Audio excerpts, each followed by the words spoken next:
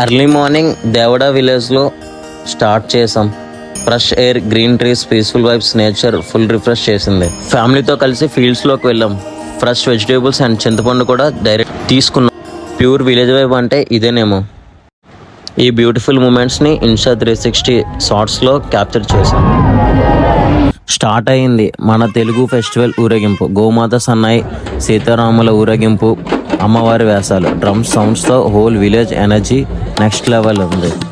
ఇలాంటివి చూసి చాలా రోజులు అయింది. ఇవన్నీ చూసాం కానీ ఇదేదో కొత్తగా అనిపించింది నాకైతే. వీళ్ళు అయితే ప్రతి ఇయర్ కూడా ఇలాగే చేస్తారంట. అందరూ అట్టిపళ్ళతోటి కొబ్బరికాయలతో కొడతారు. నేను కూడా ట్రై చేస్తాం. ఈ భోజ్పురి డప్పులు, విలేజ్ సందడి, ఇంకా కాళికామాత వేషాలు అయితే నెక్స్ట్ లెవెల్ అసలు. ఈ నెత్తి నుంచి ఫైర్ తీసుకురావడం, ఆ డ్యాన్సెస్ చూస్తుంటే గూస్ బాంబ్స్ అసలు విలేజ్ మొత్తం.